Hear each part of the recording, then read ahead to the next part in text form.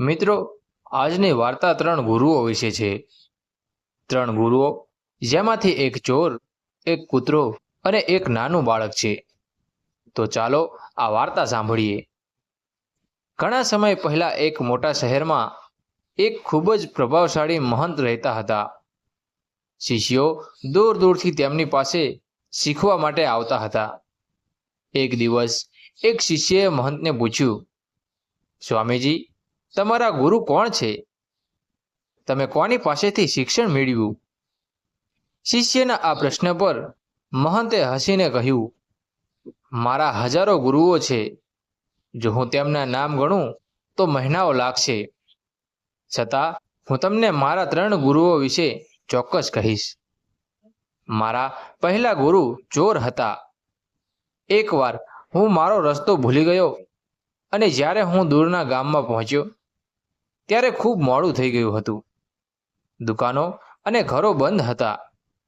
પરંતુ અંતે મને એક માણસ દિવાલ તોડવાનો પ્રયાસ કરતો મળ્યો. મેં તેને પૂછ્યું કે હું ક્યાં રહી શકું.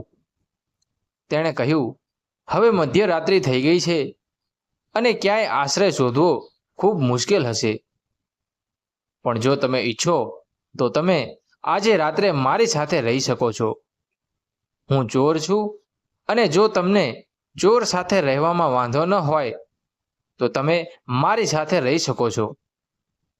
તે એટલો મીઠો માણસ હતો કે હું તેની સાથે ફક્ત એક રાતને બદલે 1 મહિના માટે રહ્યો. દરરોજ રાત્રે તે મને કહેતા, હું કામ પર જાઉં છું, કૃપા કરીને આરામ કરો અને પ્રાર્થના કરો. જ્યારે તે કામ પરથી પાછો ફરતો ત્યારે હું તેને પૂછતો કે શું તમે કંઈ મળ્યું છે? તે કહેતો, આજે મને કંઈ મળ્યું નથી, પણ જો ભગવાન ઈચ્છે તો મને જલ્દી કંઈક મળશે.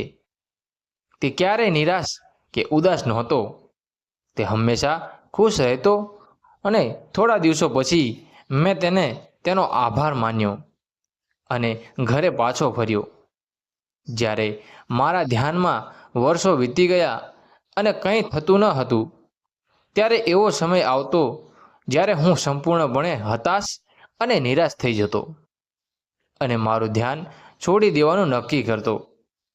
પછી અચાનક મને તે ચોરના શબ્દો યાદ આવતા, જે દરરોજ કહેતો, જો ભગવાન ઈચ્છે તો મને જલ્દી કંઈક મળશે. આ રીતે હું હંમેશા ધ્યાન કરતો અને ધ્યાનમાં મગ્ન રહેતો.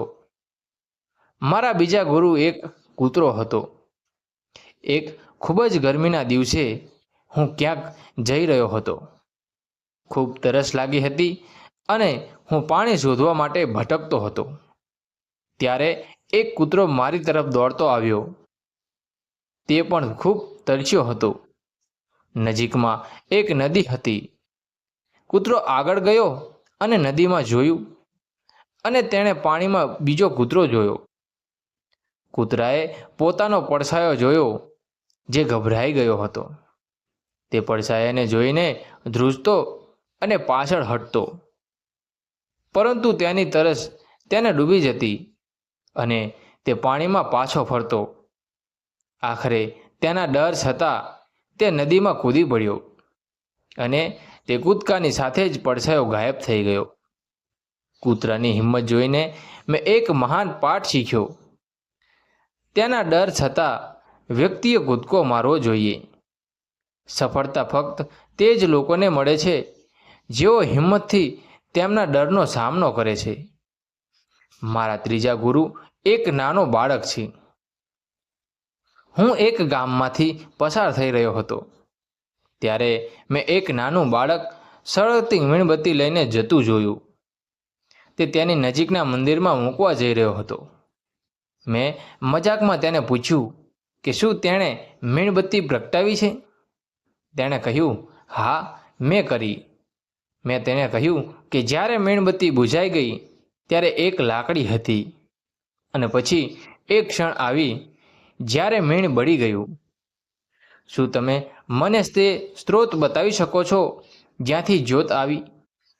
બાળક હસ્યું અને મીણબત્તી બુઝાવતા કહ્યું, હવે તમે જ્યોતને જતી જોઈ છે? મને કહો કે તે ક્યાં ગઈ? મારો અહંકાર અચાનક ચકનાચૂર થઈ ગયો. મારું જ્ઞાન જતું રહ્યું અને તે ક્ષણે મને સમજાયું કે હું મારી જાતને પેશાબ કરી રહ્યો છું. ત્યારથી મેં ફક્ત જ્ઞાન છોડી દીધું. અને શિષ્ય બનવાનો અર્થ શું છે?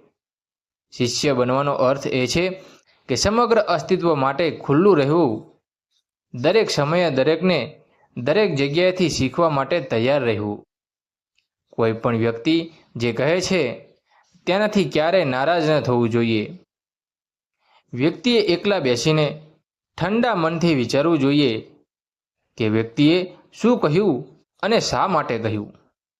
પછી તેણે જે કહ્યું તેમાંથી તેની ભૂલો સમજી લેવી જોઈએ અને તેની ખામીઓ દૂર કરવી જોઈએ. જીવનની દરેક ક્ષણ આપણને કંઈક શીખવાની તક આપે છે. આપણે જીવનમાં હંમેશા શિષ્ય બનવું જોઈએ અને સારી વસ્તુઓ શીખતા રહેવું જોઈએ. આ જીવન આપણને દરરોજ કોઈકને કોઈ સ્વરૂપે ગુરુને મળતું રાખે છે.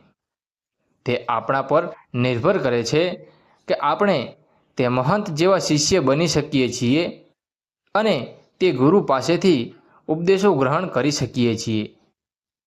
મિત્રો, જો તમને આજની વાર્તા ગમી હોય તો આ જ વાર્તાઓ સાંભળવા માટે અમારી ચેનલને લાઈક, શેર અને સબસ્ક્રાઈબ કરવાનું ભૂલશો નહીં. આભાર.